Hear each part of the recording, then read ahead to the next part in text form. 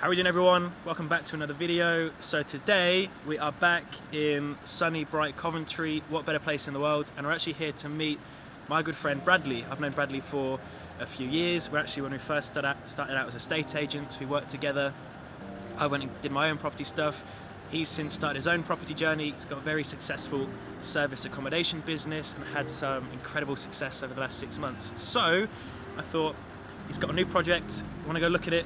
He's going to show us around, talk about his business model, how he started, how it works, and really just see the project that he's got going on, because actually it's a great project, a lot of cash flow, and yeah, I can't wait to show you.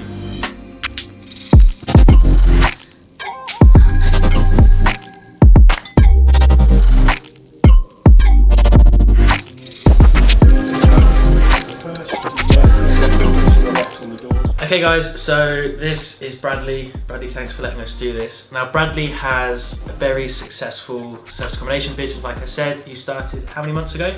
About 7 months ago. Okay, and so for those watching at home that don't really understand or know too much about service accommodation and your business model, how does your business model work essentially? So basically on service accommodation and rent to rent, what we do is we approach landlords. We then guarantee them a rent per month, so no maintenance, they don't need to do anything. And then we put the properties on Airbnb or Booking.com, and we take out sort of the middle bit of the money. So we guarantee the landlord, for example, £1,000 per month. Yep. We then rent the property out for £1,500. We would take that £500 that's after £1,000, and that becomes our profit. Okay, so the benefits to the landlord is you're offering them a guaranteed rent. Yep. It's hands off for them. It's for a long period of time, so there's no void periods. And then what you're essentially doing is furnishing it, marketing it, you're managing it, which when it's service accommodation. And so if anyone's ever stayed at an Airbnb or booked an apartment on Booking.com, on a night-by-night basis, that's essentially what service accommodation is. So these units we're in today, they've got kitchens, they're self-contained. So across your whole portfolio now, you started 7 months ago. Yeah. What sort of profit are you making every month? Yeah, we have done well over the past 7 months. We're profiting between about 7,000 to 10,000 per month. Okay. That's over a number of flats, a number of HMOs, these studios, and then we're just looking to take on some big blocks in the future. Cool. We might potentially have a 16 bed coming on soon. And that's quite an exciting one, and then big things for the future as well.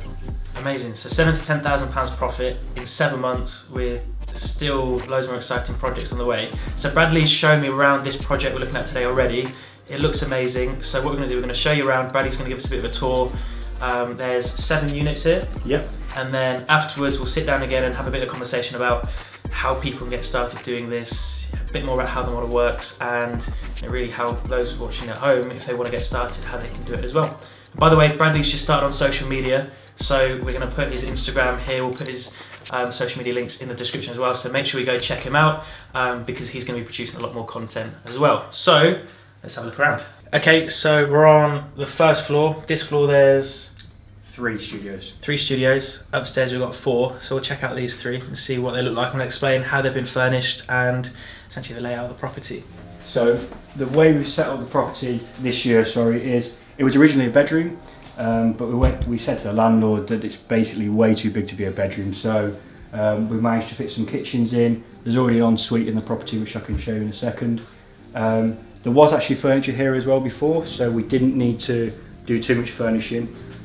We put a small breakfast bar in, TV on the wall, and now it's pretty much good to go to rent. So these were originally just student bedrooms? Yep. No kitchen.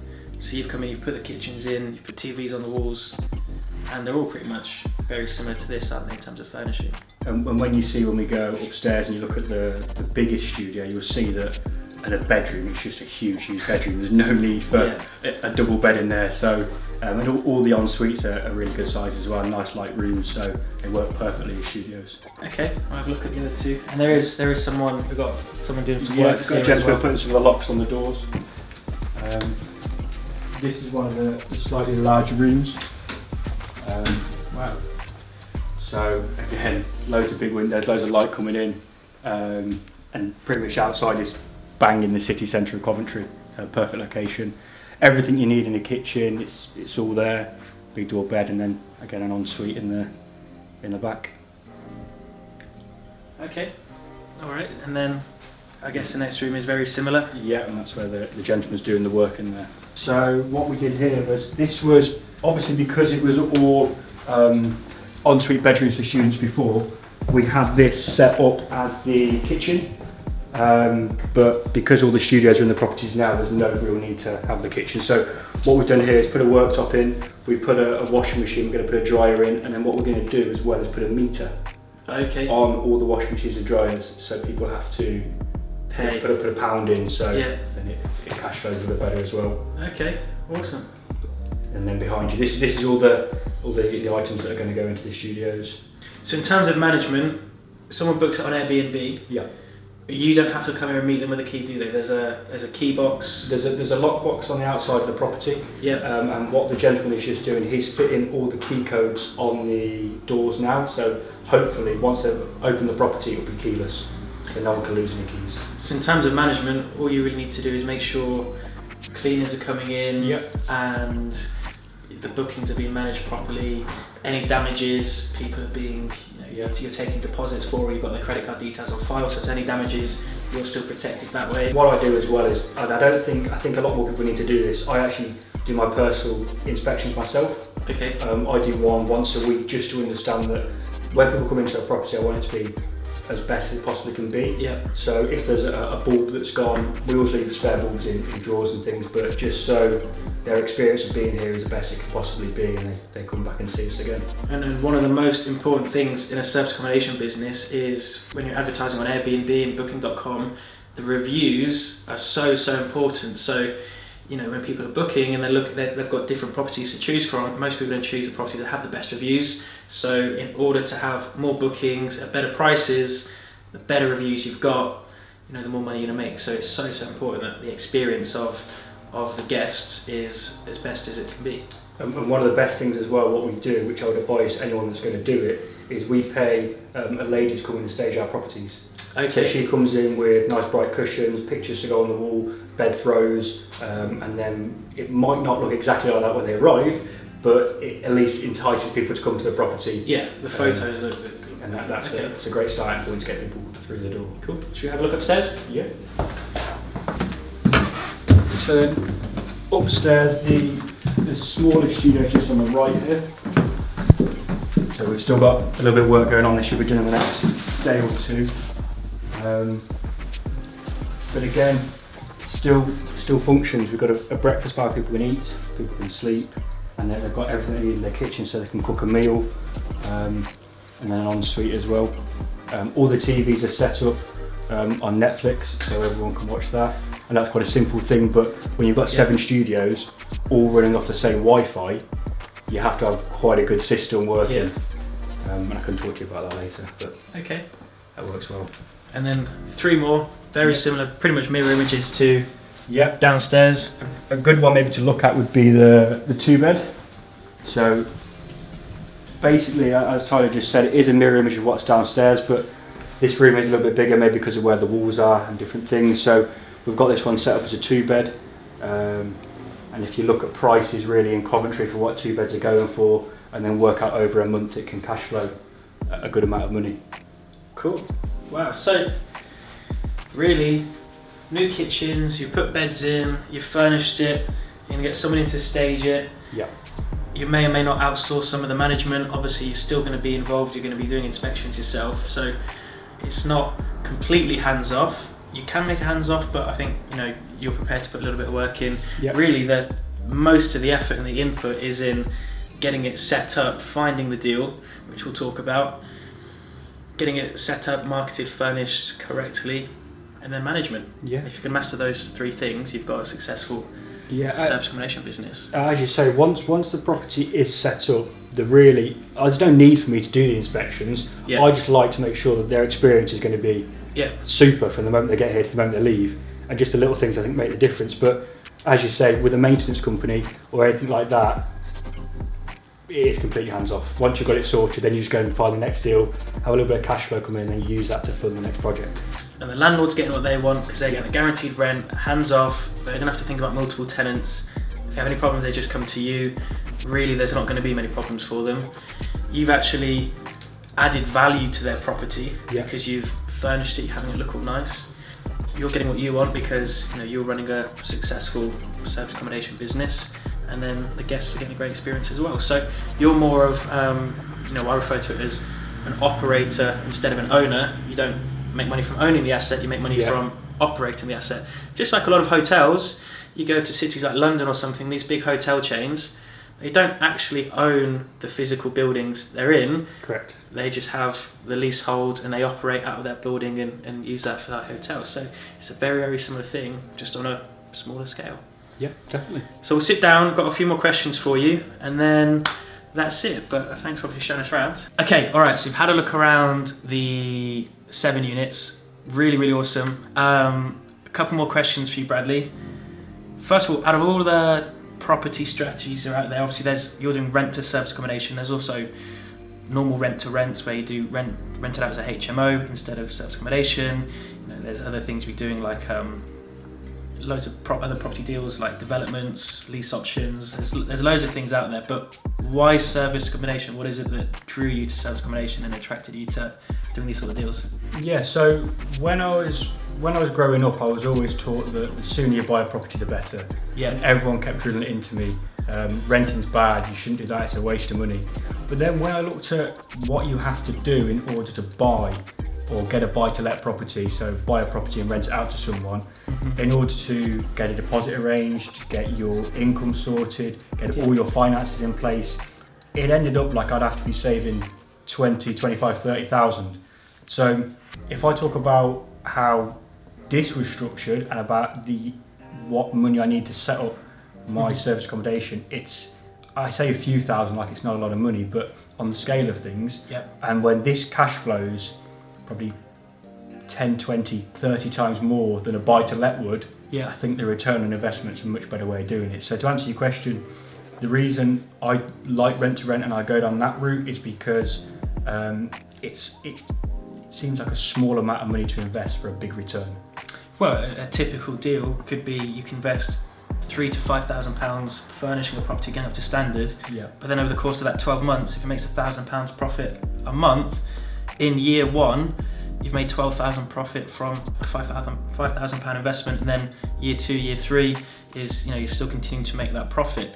And that was my next question then. So a lot of people, they think to get started like this, they need lots of money, but reality is, and I know you've done this recently on one of your deals, even if you don't have the money yourself, you can still take investment from private investors to fund it and offer them an interest rate, but the cash flow you're going to be making far exceeds that interest rate. So talking about that sort of side of doing things. Yeah, so what we did on this particular deal as well is we negotiated a deal with the landlord, because landlords love returns on their money regardless of what it is, if it's property or just any way they can make money.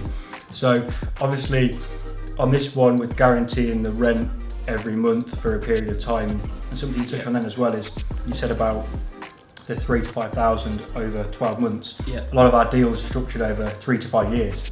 So if you really work out the scale of your biggest investment was 5,000 and you did it over 5 years and you did 5 times 12, it's £60,000. A £5,000 investment for a £60,000 return. So when you look at them figures, it's really huge.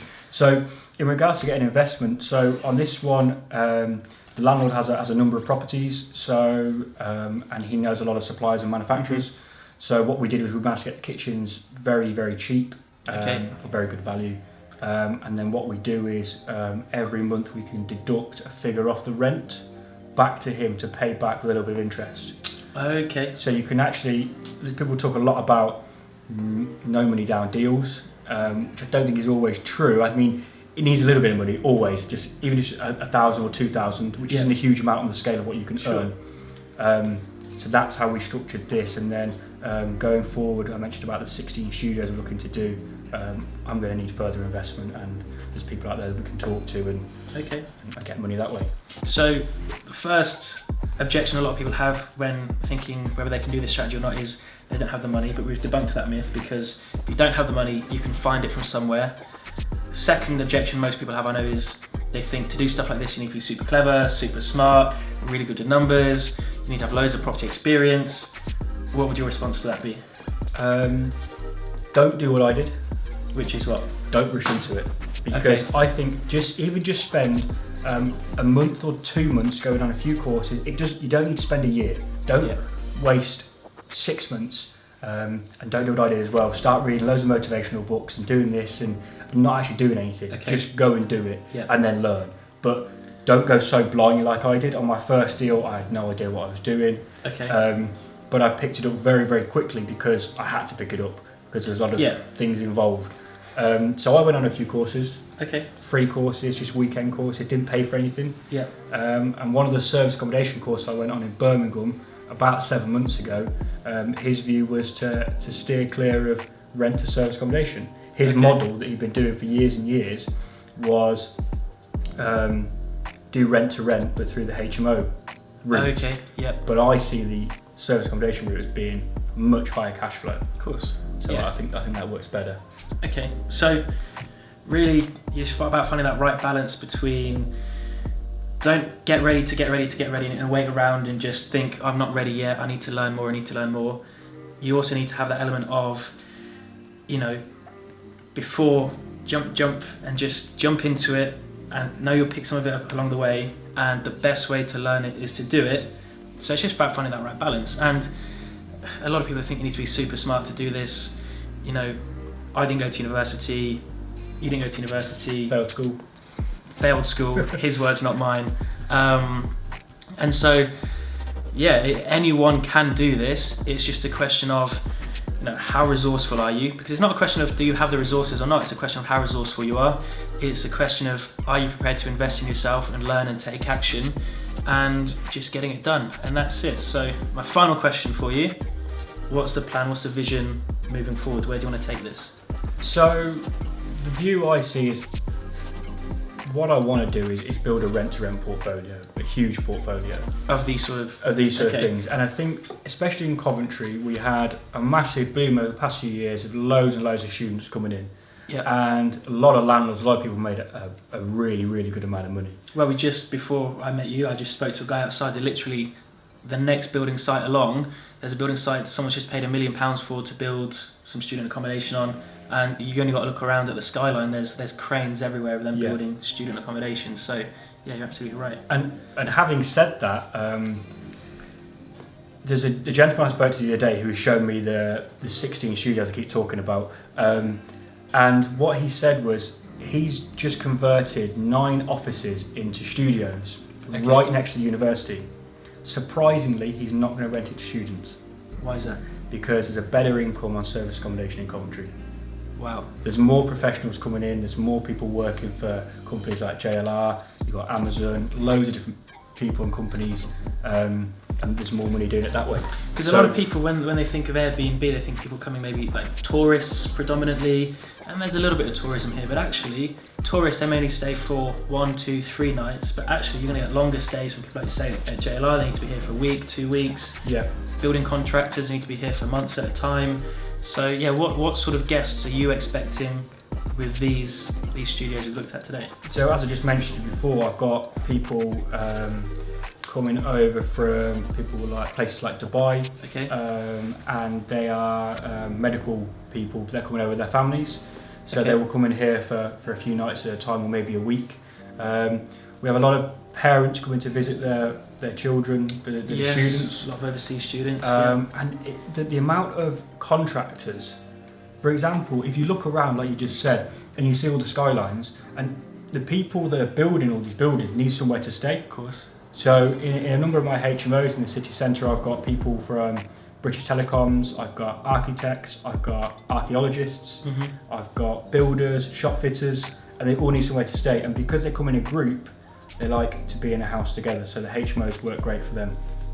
So another question I know most people at home are going to have is, how do you find deals like this? So the best question I can ask you is, how do you find this deal, and how do you find most of your other similar projects like this? The first deal I found back 7 months ago was through the result of BNI, which is a business networking event that you have to go to very early in the morning. What sort of time? It's 6:30 in the morning. I turned up 12 hours late because I couldn't believe that events went on that early. I didn't realize it was a breakfast meeting, and I turned up 6:30 at night. Oh, no. So I missed the first one. Attended the second one, spoke to everyone there, explained this is what I'm doing. I'm guaranteeing rent for landlords. They've got to do no maintenance, no issues, just sit back and I'll pay you every single month, and I'll look after the property and furnish it.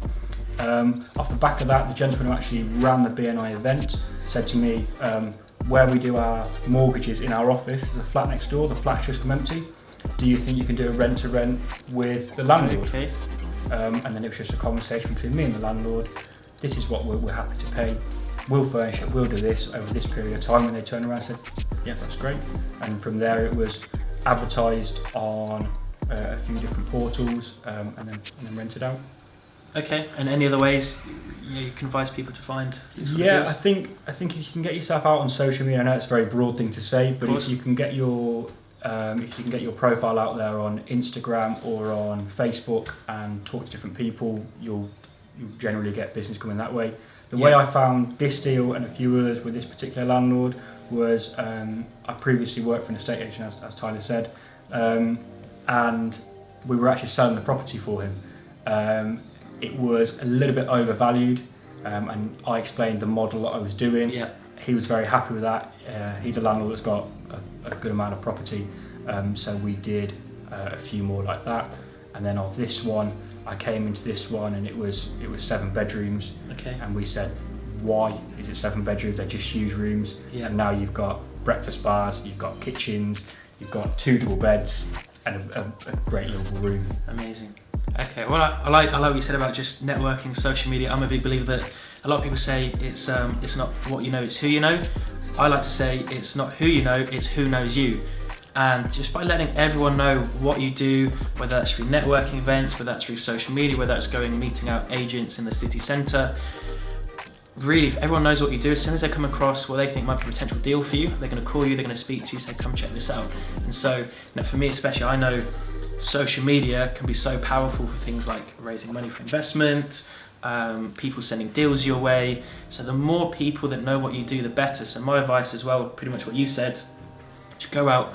If this is what you're doing, just let everyone know that you're doing it, because you may know 20, 25 people, and those 25 people may know another 20, 25 people. And before you know it, within 2 or 3 connections, tens of thousands of people. And so really that is the most powerful thing you can do. Just get your message out there, get your name out there, and make sure everyone knows what you're doing. Well, I really appreciate all that advice. Thanks for showing us around. Guys, like I said earlier on, follow Bradley. We'll put his Instagram over here. We'll put the social media links in the description as well. He's got some awesome content coming. If you want to know more about service accommodation, also if you want to check out my free training, the link is in the bio, in the description. And yeah, I'll see you guys on the next one. Peace.